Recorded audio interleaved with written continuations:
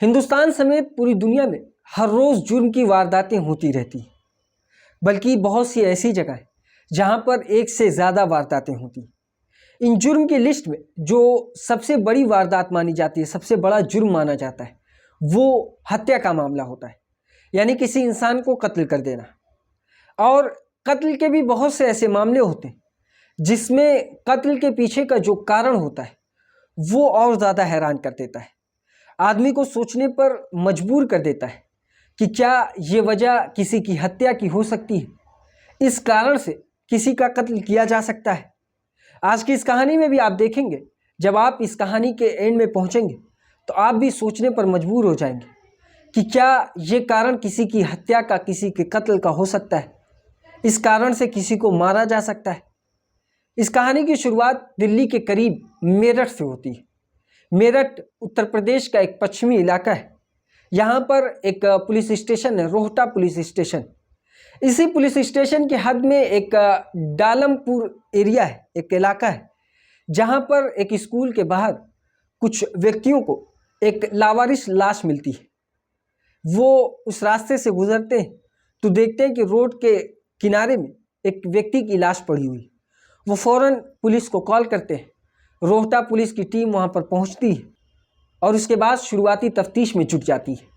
शुरुआती तफ्तीश में पुलिस उस बॉडी को जब चेक करती है तो देखती है कि ये एक कत्ल का मामला है। कत्ल का मामला इस वजह से जाहिर होता था क्योंकि उस व्यक्ति के चेहरे को ईंट और पत्थर से कुचला गया था और साथ ही उसकी बॉडी में एक गोली मारी गई थी, जिसकी वजह से पुलिस को शुरुआती ही नज़र में ये पता चल जाता है कि ये एक हत्या का मामला है। अब पुलिस इस मामले की और तफ्तीश करती है। लाश के जेब से यानी पॉकेट से वो आईडी कार्ड और कोई भी आइडेंटिफिकेशन क्लू जो होते हैं उसे ढूंढने की कोशिश करती है, लेकिन काफ़ी कोशिश के बावजूद, सारे पॉकेट्स को खंगालने के बाद भी पुलिस को कोई भी आइडेंटिटी कार्ड या कोई इस तरीके के क्लू जिससे उसका पता लगाया जा सके ये नहीं मिल रहा था। पुलिस की टीम अब जुट जाती है इस व्यक्ति की पहचान करने में, इसकी तस्वीर लेती है, बॉडी के कपड़े को प्रिजर्व करती है और साथ ही इस बॉडी को पोस्टमार्टम के लिए पोस्टमार्टम हाउस भेज देती है। और इधर अब पुलिस इसकी तफ्तीश में जुट जाती है, आसपास के लोगों से पूछताछ करती है और करीब के जितने भी पुलिस स्टेशन होते हैं वहाँ पर तफ्तीश करवाती कि कोई भी इस तरीके का कोई गुमशुदगी का मामला अगर दर्ज किया गया हो तो वो इन्हें इन्फॉर्म करे और उन्हें एक इस तरीके की लाश मिली, अगर वो इस गुमशुदगी के मामले से वो लाश मिलती जुलती तो फिर इस केस को सॉल्व करने में पुलिस की टीम को आसानी होगी।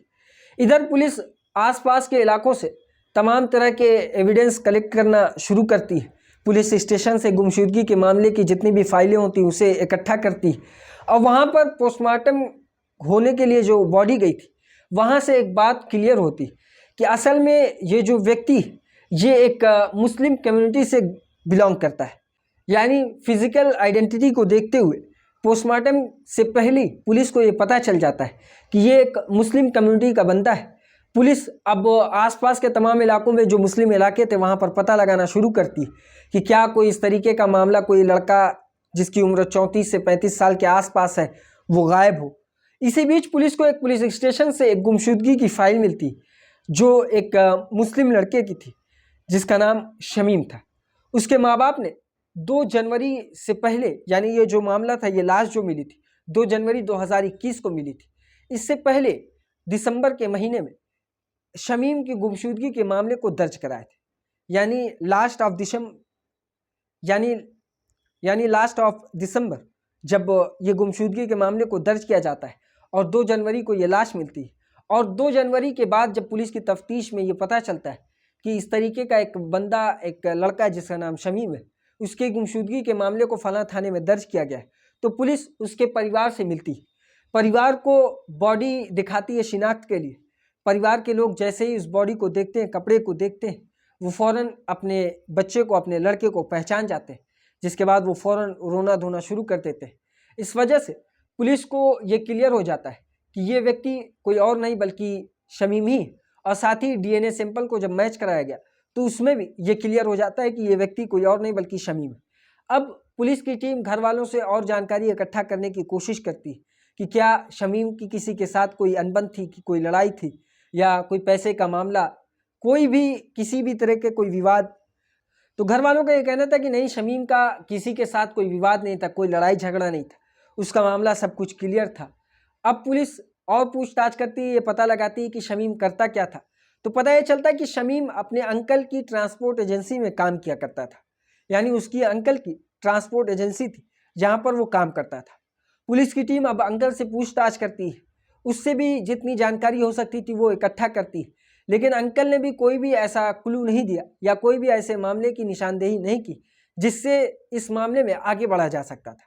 लेकिन अब पुलिस पूरी तरह से ब्लाइंड थी और अब इस वक्त पुलिस डिजिटल सर्विलांस का सहारा लेना शुरू कर देती है। यानी पुलिस अब जो शमीम का मोबाइल था उसके लोकेशन, उसके CDR यानी कॉल डिटेल रिकॉर्ड को चेक करना शुरू कर देती है। CDR के जरिए पुलिस को ये पता चलता है कि ये किन किन व्यक्ति से कांटेक्ट में था, साथ ही उसका आखिरी लोकेशन कहाँ का था। तो आखिरी लोकेशन जब पुलिस ने निकाला तो पता ये चला कि जिस वक्त जहाँ पर उसकी लाश मिली थी उस स्कूल के बाहर, उसी इलाके के करीब उसका आखिरी लोकेशन था और इसी के बाद उसका मोबाइल स्विच ऑफ हो गया था। अब पुलिस ये देखती है कि जिस जगह पर उसकी लाश मिली थी वहीं पर इसका मोबाइल स्विच ऑफ हुआ, तो हो सकता है कि इसको जो व्यक्ति कत्ल किए और यहाँ पर लाकर डाले हैं उनका भी मोबाइल इसी लोकेशन के आसपास हो। पुलिस एक ऐसे निशाने पर तीर मारती है जहाँ पर सक्सेस के जो चांसेस है वो 50-50 है। यानी पुलिस अब अंदाजे से ये सोचकर कि यहाँ पर अगर उसका आखिरी लोकेशन है शमीम का, तो उसके कातिलों का भी लोकेशन अगर आसपास यहाँ पर होगा तो उन्हें मिल जाएगा। अगर वो अपने मोबाइल को स्विच ऑफ ना किए हों पहले से या मोबाइल को छोड़ करना है, पुलिस उसी एंगल में जांच शुरू करती और जहाँ पर शमीम का मोबाइल लोकेट कर रहा था आखिरी मरतबा, उसी के आसपास बाकी के मोबाइलों की जांच करती। तो उसमें 3 और मोबाइल नंबर थे जो शमीम के मोबाइल नंबर से सटे हुए थे, यानी लोकेशन जो थी वो तीनों की चारों की आसपास थी। पुलिस को जैसे ही ये पता चलता है पुलिस उसकी डिटेल निकालती, तो तफ्तीश में पता चलता है कि ये 3 नंबर जहाँ पर शमीम काम किया करता था जिस अपने अंकल की ट्रांसपोर्ट एजेंसी में, वहीं पर ये तीनों पहले काम किया करते थे। इनमें एक का नाम मोंटी और दूसरे का नाम राजू और तीसरे का नाम संदीप था। पुलिस को जैसे ही ये पता चलता है फौरन इन तीनों को पुलिस की टीम हिरासत में लेती और इनसे पूछताछ शुरू कर देती। शुरुआती पूछताछ में ये तीनों हिला हवाली करते हैं, जिस तरीके से आम मुलजिम पूछताछ में बात को इनकार करते हैं उसी तरीके से ये तीनों भी इन सारी वारदातों से अपने पल्ले को झाड़ते हैं। लेकिन पुलिस जब उनके सामने अपने अंदाज में पेश आती है, बाकी उनके लोकेशन और बाकी चीज़ों को दिखाती, तो वो तीनों इस जुर्म को कबूल कर लेते हैं और वो इस बात को मानते हैं कि हाँ, उन्हीं ने शमीम का कत्ल किया और कत्ल करने के बाद उसकी शिनाख्त मिटाने के लिए उसकी पहचान ना हो सके, इस वजह से उसके चेहरे को ईंट और पत्थर से कुचला था। पुलिस को जैसे ही ये पता चलता है पुलिस अब आगे की जानकारी लेना चाहती है कि आखिर इसके पीछे की वजह क्या थी। लेकिन वजह से पहले पुलिस को जब भी अगर कोई जुर्म साबित करना होगा तो उसके खिलाफ जो प्रॉपर सबूत है वो अदालत में पेश करना होगा। तो सबूत के तौर पे पुलिस इन मुलजिम के ज़रिए यानी तीनों के ज़रिए पुलिस उस हथियार को भी बरामद करती है जिससे इन्हें गोली मारा गया था, यानी वो बंदूक वो भी मिल जाती है और साथ ही जिस पत्थर से उसके चेहरे को कुचला गया था वो पत्थर भी कहाँ पर इन्होंने फेंका था उसकी निशानदेही पे पुलिस बरामद कर लेती है। अब बात आती है कि आखिर कत्ल के पीछे की वजह क्या थी। तो इस कत्ल की कहानी की शुरुआत जो होती है वो कुछ महीने पहले होता ये कि जो शमीम अपने अंकल की शॉप पर ट्रांसपोर्ट एजेंसी पे काम किया करता था उसी शॉप पे मोंटी भी काम किया करता था। लेकिन कुछ दिन पहले मोंटी और शमीम के अंकल से कुछ पैसे के मामले को लेकर विवाद हो जाता है। 10,000 रुपये के मामले को लेकर शमीम के अंकल से और मोंटी से कुछ विवाद हो जाता है, जिसके बाद इन दोनों के बीच काफ़ी तकरार होती है, हाथापाई में बात आ जाती है। शमीम और अंकल ने मिलकर मोंटी को शायद मारा पीटा भी था, जिसकी वजह से फिर मोंटी ने उस शॉप को छोड़कर, उस ट्रांसपोर्ट एजेंसी को छोड़कर कहीं और दूसरी एजेंसी में काम करने लगा था। यानी शमीम और अंकल की लड़ाई की वजह से वो उस दुकान को छोड़ देता है, उस शॉप को छोड़ देता है। लेकिन क्योंकि ये पूरा एरिया एक ट्रांसपोर्ट एरिया था, यहाँ पर अलग अलग दुकानें थी, अलग अलग एजेंसीज थी ट्रांसपोर्ट की, तो मोंटी शमीम की दुकान से हटकर दूसरी ट्रांसपोर्ट की एजेंसी में काम करने लगा था।